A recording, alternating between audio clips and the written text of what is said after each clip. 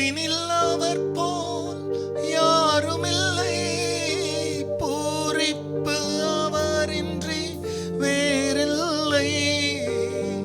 பூவினில் அவர் போல் யாருமில்லை, பூரிப்பு அவரின்றி வேறில்லை.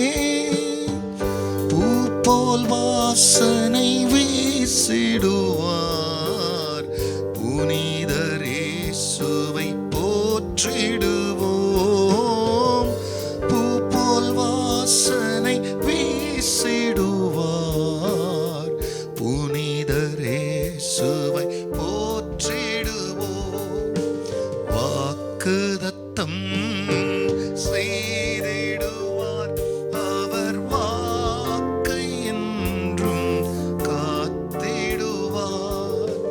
வாக்குதத்தம் செய்திடுவார், அவர் வாக்கை என்றும் காத்திடுவார். கர்த்தருடைய பரிசுத்த நாமத்திற்கு மகிமை உண்டாகட்டும். ஆண்டவராக இயேசு கிறிஸ்துவ நாமத்தில் வாழ்த்துக்கள். கிருபையும் சமாதானமும் உங்களுக்கு பெருகுவதாக. அன்பானவர்களே, இந்த நாளிலே தேவனாகிய கர்த்தர் நமக்காய் அவர் கொடுக்கின்ற அவருடைய வசனமானது ரோமருக்கு எழுதின நிருபத்தில் 15ஆம் அதிகாரத்தின் 8ஆம் வசனத்துடைய மேல் பகுதி. மேலும் பிதாக்களுக்கு பண்ணப்பட்ட வாக்கு தத்தங்களை உறுதிப்படுத்தும்படிக்கு. அன்பானவர்களே, நமது ஆண்டவராகிய தேவன்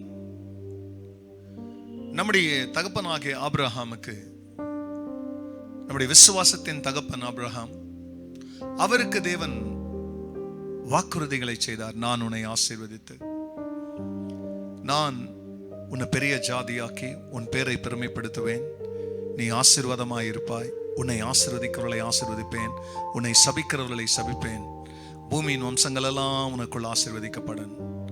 26ஆம் அதிகாரத்திலே தேவனாகிய கர்த்தர் ஈசாக்கினிடத்திலே அதே வாக்கு தத்தத்தை பிரியமானவர்களே அவர் புதுப்பிப்பார். 28ஆம் அதிகாரத்தில் இதே ஆசீர்வாதத்தை யாக்கோபினிடத்துல மீண்டும் ஒரு வசை அவர் அதை உறுதிப்படுத்துவார், எஸ்டாப்ளிஷ் பண்ணுவார். நான் உன்னுடைய பிதாக்களின் தேவனாகிய ஆபிரகாமின் தேவனும் ஈசாக்கின் தேவனும். இப்போ 400 வருஷ காலம் அடிமைகளாய் கண்ணீர் வடிக்கிற அந்த சூழ்நிலையில எகிப்துல சிக்க இருக்கிற ஜனங்களை விடுவிக்கிறதுக்கு கர்த்தர் மோசே கிட்ட பேச வரும்போது, உங்க பிதாக்களுக்கு ஆணையிட்டபடியே அவர்களை பாலும் தேனும் ஓடுகிற நலமும் விசாலமான தேசத்துக்கு நேராக கொண்டு போக நான் வந்துட்டேனார். அப்படி நமது தேவன் அவருடைய ப்ராமிஸை கன்ஃபார்ம் பண்றவர். எங்கெல்லாம் அவர் வாக்குறுதி கொடுத்தாரோ அந்த வாக்கு தத்தங்களை நம்முடைய தேவன் அதை உறுதிப்படுத்துகிறவர். அப்படி உங்க வாழ்க்கையில நீங்க ஜெபிக்கும் பொழுது அல்லது ஊழியக்காரர் வழியாக சில சத்தியங்கள் புறப்பட்டு வரும் பொழுது ஆவியானவர் அந்த வசனத்தை உங்க ஆவிக்கு, உனக்குத்தான் அந்த வார்த்தை உங்க உள்ளத்துக்குள் நுழைந்து உறுதிப்படுத்தி இருக்கும். சிலர் சுகமாக்கணும்னா கூட சுகத்துக்குரிய வசனத்தை தேவன் உள்ளே அனுப்புவார், அந்த வாக்கு தத்தத்தை. சிலருக்கு ஒரு வாசலை திறக்கணும்னா அதுக்கு ஒரு வாக்கு தத்தத்தை அனுப்புவார். மற்றவர்களெல்லாம் அந்த வசனங்களை கேட்டும் கேளாதவர்களை போல இருப்பாங்க. ஆனா உன் ஆவிக்கு மட்டும் அது தெரியும், இது உனக்காகவே தேவன் பேசினார் என்று. அப்படி உன் உள்ளத்திற்குள்ள ஆவியானவர் தமது வாக்குறுதிகளை உறுதிப்படுத்தும் பொழுது எத்தனை மனிதர்கள் அந்த வசனத்தை சந்தேகப்பட்டாலும் உனக்கு மாத்திரம் சூழ்நிலையாலோ இல்ல மனிதருடைய பரியாசத்தினாலோ உன் ஆவியிலே பரிசுத்த ஆவியானவர் உறுதிப்படுத்தின வாக்கு தத்தம் மாத்திரம் சந்தேகமே படாத அளவுக்கு பிரியமான நிச்சயம் வரும். அந்த நிச்சயத்தின்படியே கர்த்தர் நிச்சயமாய் நிறைவேற்றுவார். கண்களை மூடினவர்களாய் நமது தேவன் வாக்கு தத்தத்தை நிறைவேற்றுகிற தேவன். ஆகையால் இந்த நம்பிக்கையோடு கூட உங்களுக்காய் பண்ணின வாக்கு தத்தங்களை நினைவு கூர்ந்து அந்த நினைவின்படியே தொடர்ந்து தெய்வ சமூகத்தில் ஜெபிங்க. கர்த்தர் தாம் சொன்னதை உங்களுக்கு நிறைவேற்றுவார். ஜெபிக்கலாம். பரிசுத்தரே, நீர் வாக்கு தத்தம் பண்ணினவர், வாக்கு மாறாதவர். நீர் பண்ணின வாக்கு தத்தங்களை உறுதிப்படுத்தும்படிக்கு நீர் என்னெல்லாம் செய்து எங்களை ஏற்றுக்கொள்ள வேண்டுமோ அதை ஆண்டவரே அந்த காரியங்களை செய்து முடித்தவர்.